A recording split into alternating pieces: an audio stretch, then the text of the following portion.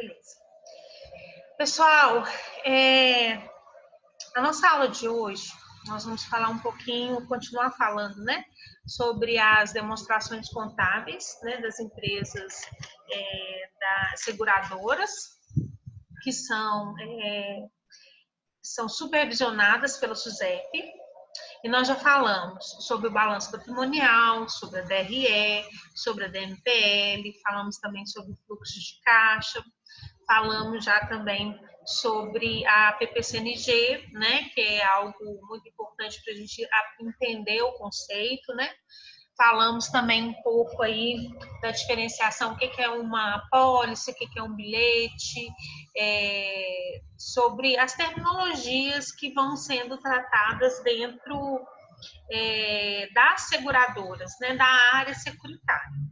Então, hoje, nós vamos concluir a parte das demonstrações contábeis, tá? Que, por último, são as notas explicativas. As notas explicativas, elas, como já determinadas pelo próprio CFC, né, o CPC 001, o CPC 001, ele é uma parte integrante das demonstrações contábeis, tá bom? Então, tão quanto importante é o ativo, passivo, o balanço em si, e como é tão importante a DRE e as demais demonstrações que a gente já vem falando, né, aí ao longo desses últimos dias, as notas explicativas também são de extrema importância. Por quê?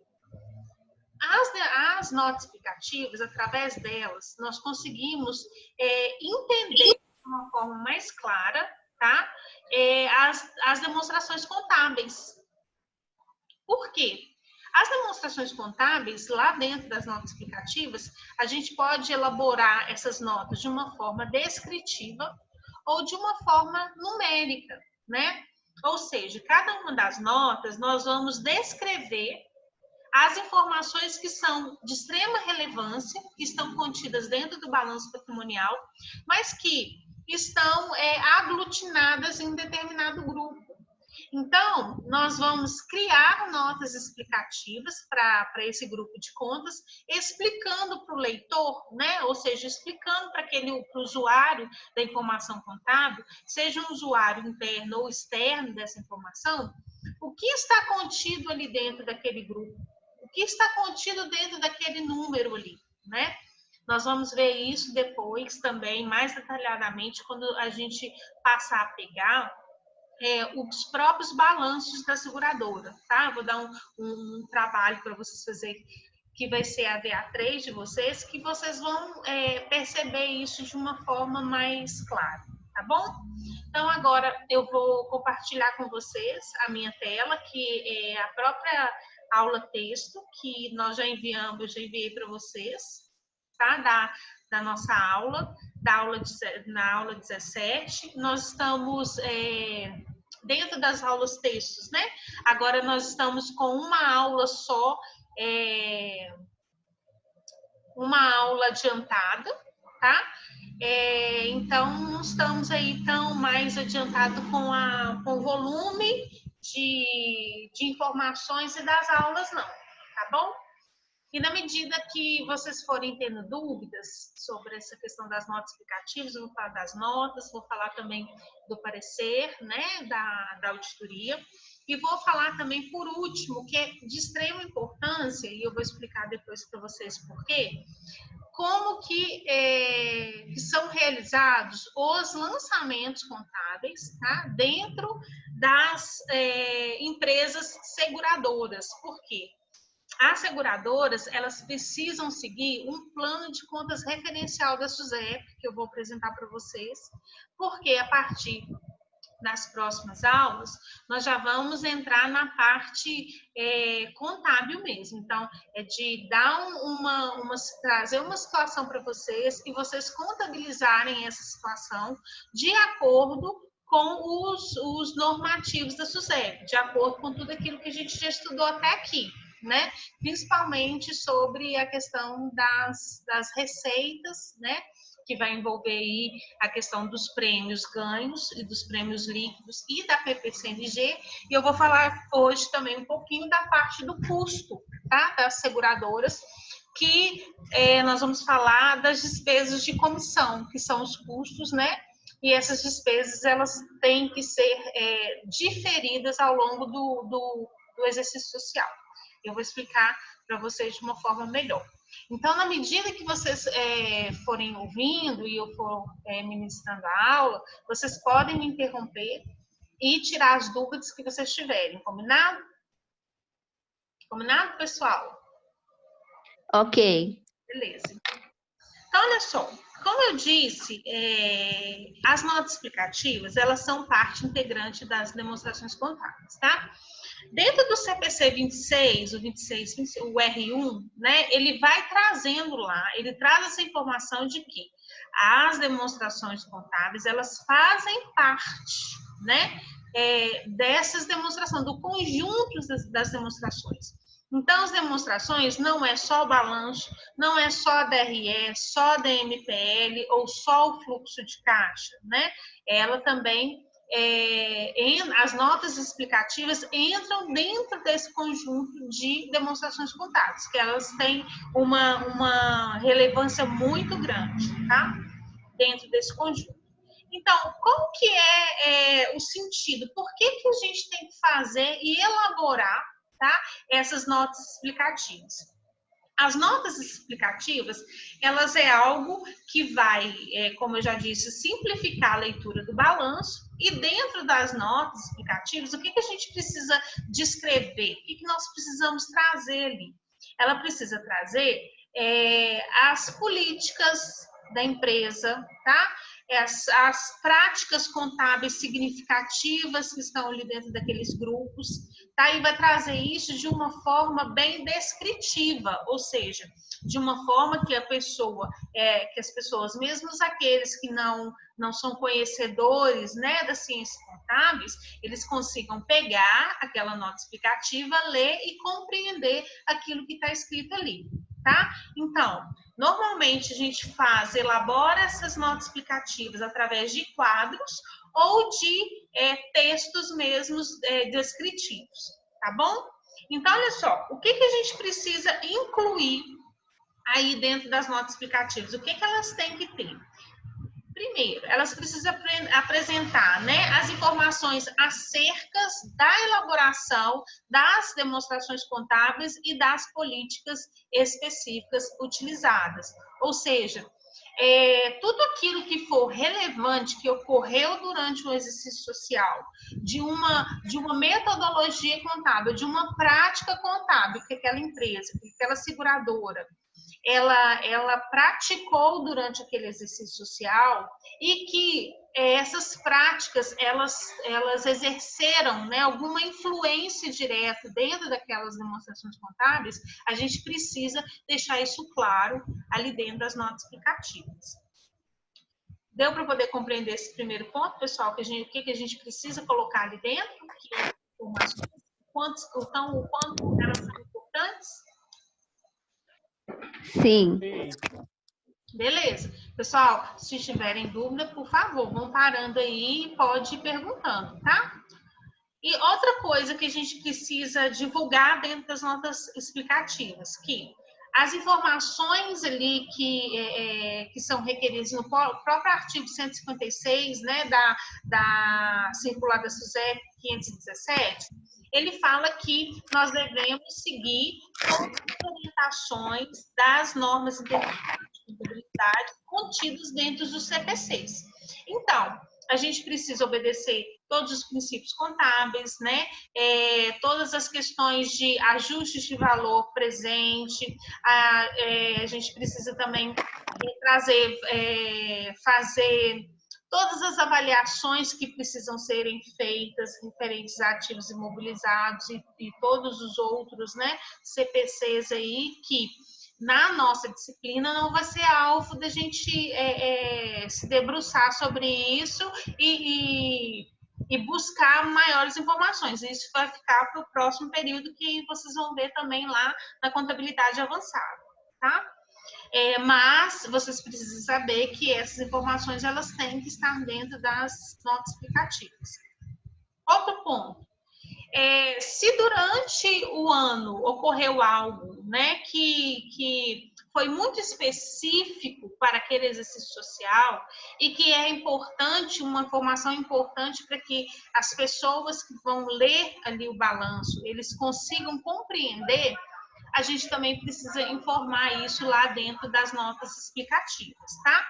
Por quê, pessoal? Essas notas explicativas e tudo isso que eu venho falando aqui, né, eles vão permitir que os usuários, né, da informação contábil, eles vão permitir também que a própria administração, eles consigam ver, né, de uma forma mais clara, mais objetiva, o desempenho ali da empresa, o desempenho da organização, né? O desempenho financeiro, o desempenho econômico, né? Eles vão conseguir ver de uma forma mais clara as práticas contábeis que foram adotadas, será que foram as melhores, né? Será que são práticas relevantes? Então, através de todo esse conjunto de demonstração contábil, e a nota explicativa ela não fica de fora, a gente consegue ver, trazer essas informações para os usuários da contabilidade, tá? E na questão das próprias seguradoras, né?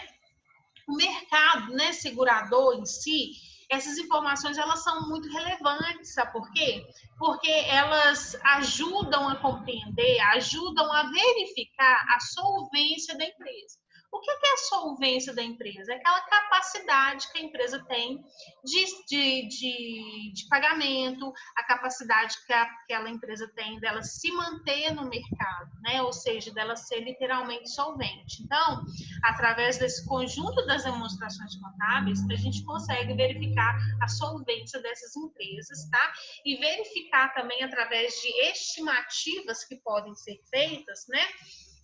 A partir da CI setorial, que a gente já tem falado aí um pouco, e também a função ali que vai ser do atuário, que vai trabalhar junto com a contabilidade para poder trazer essas previsões, essas estimativas de solvência ao longo do período, tá? E essa solvência, o que ela vai medir? Ela vai medir, né, se aquela seguradora ela tem capacidade de honrar com os compromissos que ela assumiu no futuro, tá?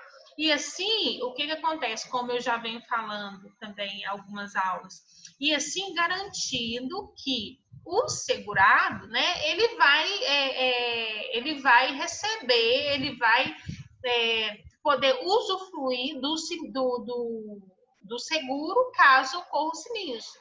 E isso, pessoal, é para quê? Para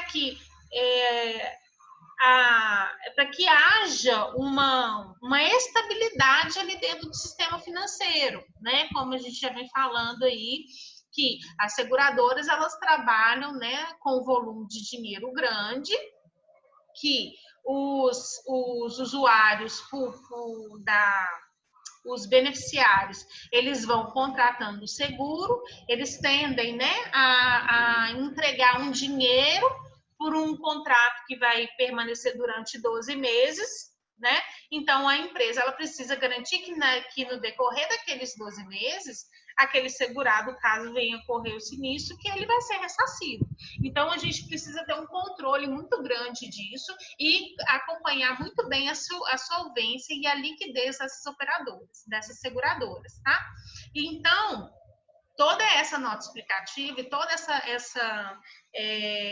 esse conjunto das demonstrações contábeis, eles vão nos permitir fazer essas avaliações. E não só a contabilidade, não só os contadores, né?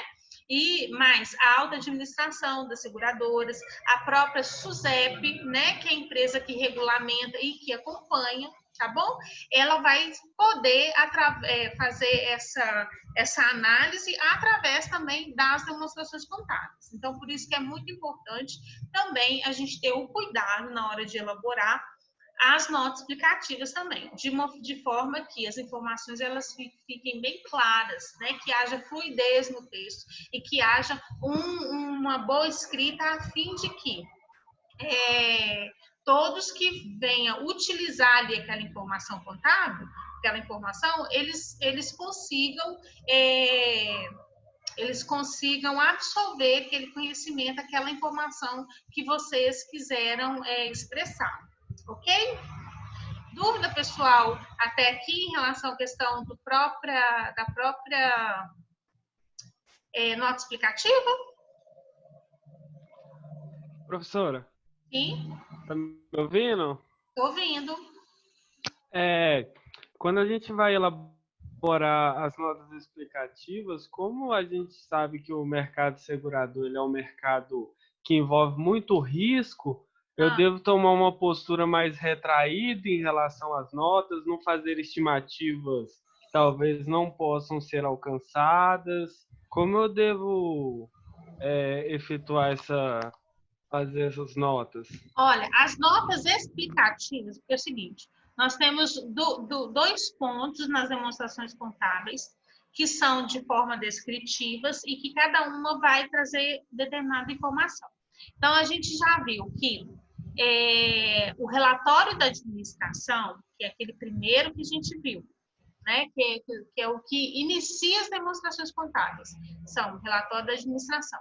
Lá dentro desse relatório é que a alta administração, ou seja, os diretores e os sócios, né, ali, vão trazer as expectativas para o próximo exercício, né? Aí que eles vão trazer estimativas de crescimento ou de retração de mercado, tá? Quais vão ser as novas políticas que eles vão adotar, ok?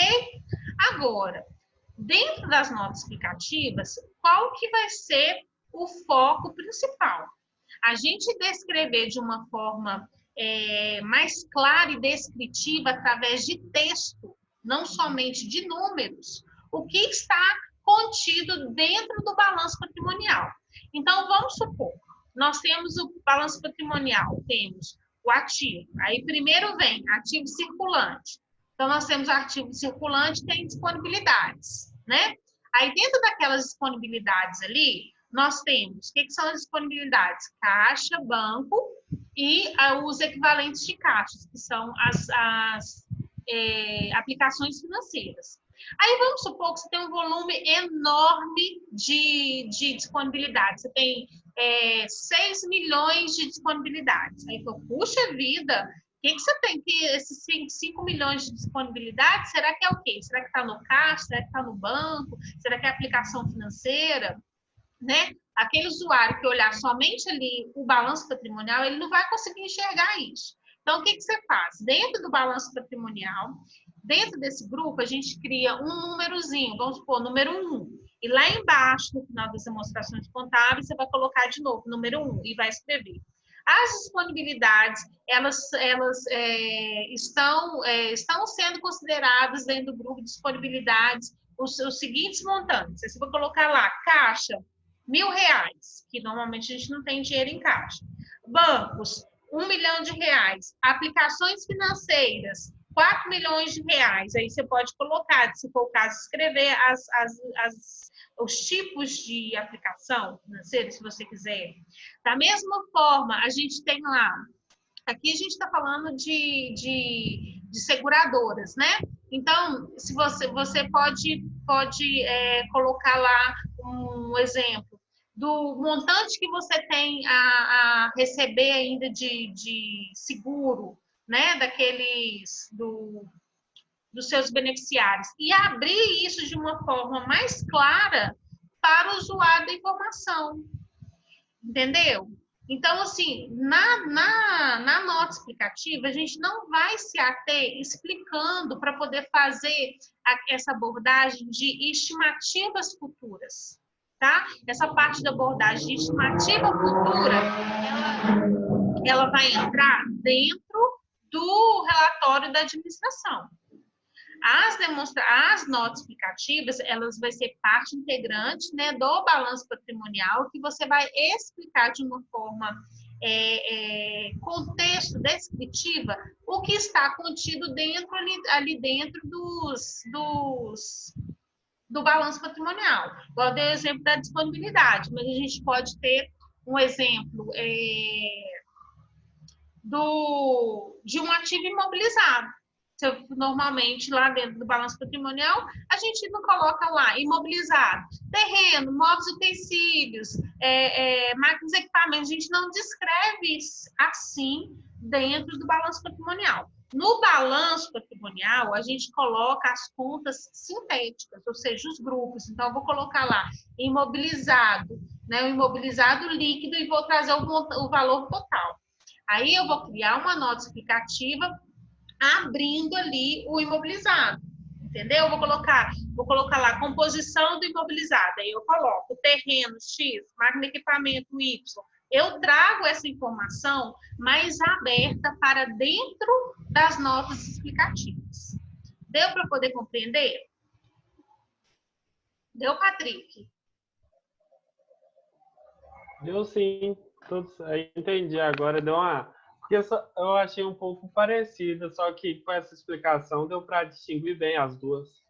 Porque, assim, são parecidos, mas são diferentes. As funções são diferentes.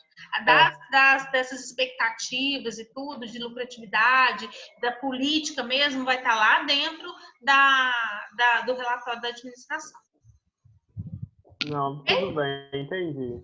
Beleza. Pessoal, mais alguém com dúvida em relação à questão da nota explicativa? Então tá ok. Então, vou seguir, tá? Se tiverem mais dúvidas, pode me parar e perguntar, por favor. Então, olha só, nós temos também, que é também parte da demonstração contábil, a gente não vai ficar falando muito dele aqui não, que é o relatório do auditor.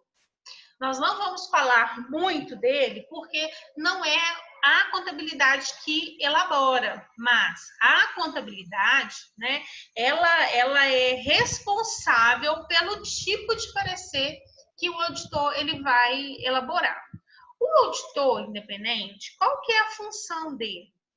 A função dele é emitir uma opinião, tá? Uma opinião de forma imparcial, completamente imparcial, sobre as demonstrações contábeis. Então, o que o auditor ele vai fazer? Ele vai visitar a seguradora, ele vai pegar todo o balanço da seguradora, vai lá atrás do contador, vai verificar cada uma das contas, se todas as contabilizações seguiu todo o normativo contábil, né? Ou seja, todos os CPCs, e também verificar se todas as contabilizações, tudo aquilo que foi contabilizado de acordo com a circular 517 da SUSEP, que só um minutinho, que tem alguém que não está conseguindo acessar a aula, tá? Mas, de qualquer forma, quem o pessoal que não conseguiu acessar a aula, a gente está gravando e eu vou disponibilizar ela para vocês lá no YouTube e mando o link, tá bom? Como a gente tem sempre feito. Então, o que acontece? O auditor, ele vai lá, ele vai pegar os documentos, ele vai verificar se houve falha de controle interno, tá? Se houve algum problema. O pessoal, daqui 10 minutos, esse link dessa aula vai cair, mas eu vou mandar outro, tá bom?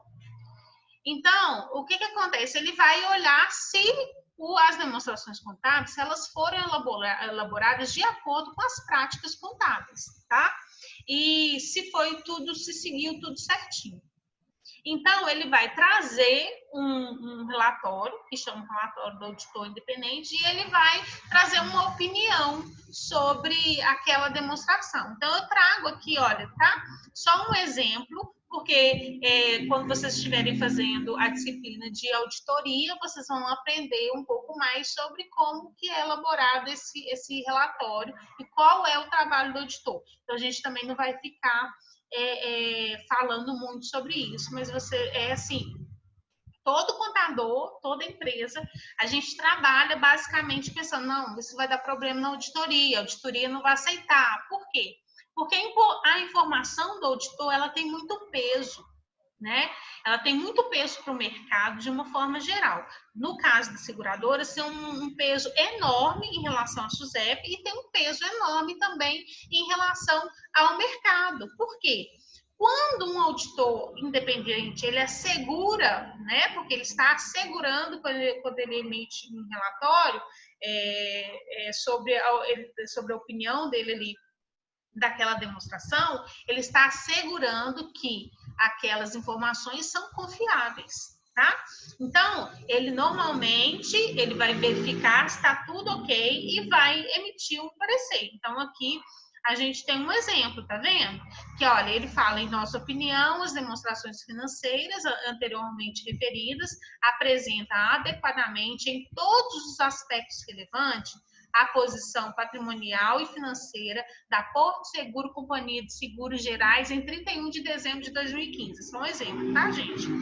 O desempenho de suas operações e seus fluxos de caixa para o exercício findo naquela data, ou seja, 31 de dezembro de 2015, né? De acordo com as práticas contábeis adotadas no Brasil, aplicáveis às entidades supervisionadas pelo SUSEP, pela Superintendência de Seguros Privados SUSEP. Ou seja, ele está falando, ele está assegurando que está tudo correto. Então, se caso aquelas informações ali tiverem sido manipuladas ou se elas estiverem incorretas, tá? O auditor independente, ele vai responder tecnicamente e criminalmente por essas informações. Então, o relatório da auditoria é de extrema importância. Então, toda a contabilidade trabalha junto com o auditor a fim de que as normas contábeis elas sejam obedecidas, tá, integralmente, a fim de que não haja ressalvas dentro desse parecer, que esse parecer seja um parecer positivo, tá? Mas nem sempre, pessoal, ele é positivo. Isso também a gente não vai ficar falando agora, né, sobre isso, porque não é tema da nossa disciplina, tá bom? Deu para poder entender para que serve o parecer da auditoria? Ô, professora. Sim. Aqui, semestre passado a gente fez um trabalho Alguém, quem que está perguntando é o Rubens ou o Patrick? É o Rubens. Rubens. Ô, Rubens, tenta falar só um pouquinho mais alto, porque eu acho que o seu microfone está um pouquinho baixo. Ah, tá. No semestre passado, sim. No semestre passado a gente fez análise de balanço, incluindo as notas explicativas, e tinha a parte final, que era a opinião do auditor independente. Só que todo mundo, na hora de explicar essa parte, achou que, na hora da análise dele, parece que é muito fria, parece que não... parece que é meio que decorado, não sei se é padronizado o respaldo dele. Você está falando do relatório, né? Isso. Mas no final mesmo do auditor.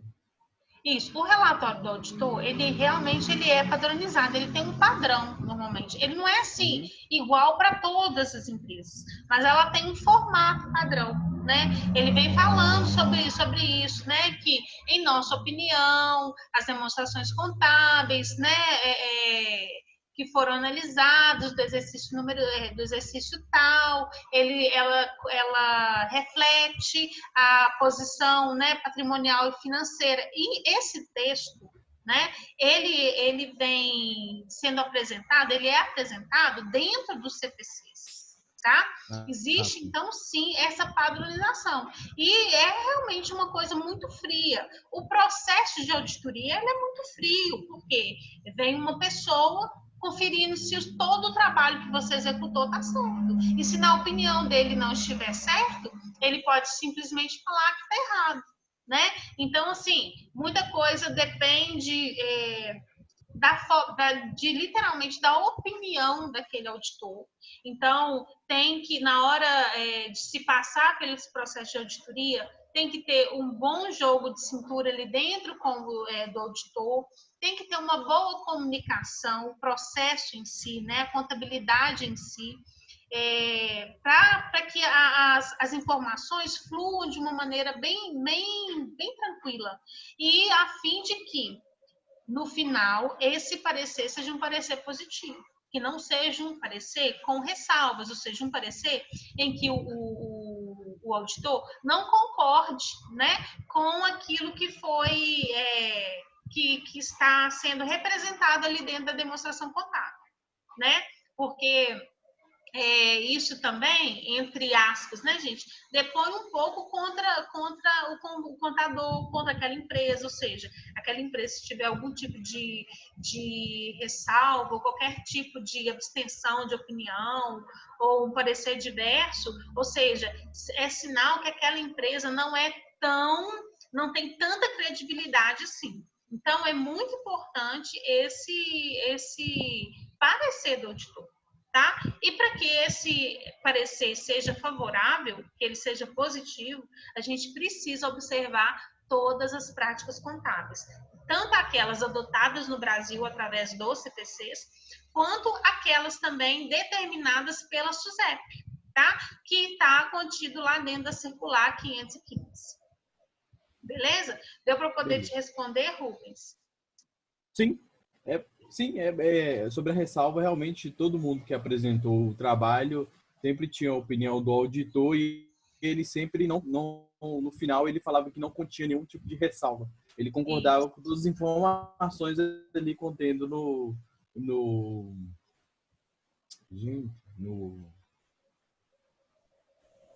Pois é, assim, a maior alegria de um contador é ter um parecer sem ressalvas. Nossa, quando a gente pega um parecer sem ressalvas, assim, a gente ganhou o ano. Entendeu? Não, Então perfeitamente. É algo muito importante. Ok. Né? Então, beleza. Então, a gente falou sobre a nota explicativa e o parecer. Agora, uma outra coisa muito importante que também, tanto o próprio auditor, ele vai verificar, e os contadores, nós temos que observar, são o quê? O reconhecimento, tá? Que a gente chama reconhecimento inicial e mensuração subsequente das principais operações. Nossa, que nome é esse? Está falando grego. Olha só, o que seria esse reconhecimento inicial? O reconhecimento inicial, a gente vai perceber, a gente vai verificar se todas as contas, né, se tudo aquilo que nós estamos contabilizando, né, ele está de acordo com a norma contábil, tá, exigida pela SUSEP, tá, dentro lá também da circular 515. Por quê? Existem formas de a gente organizar aquelas informações que é o reconhecimento inicial dessas informações. Eu vou demonstrar daqui a pouquinho. Nossa aula nosso link vai acabar. Só um minutinho que eu vou mandar um outro link para vocês, tá bom?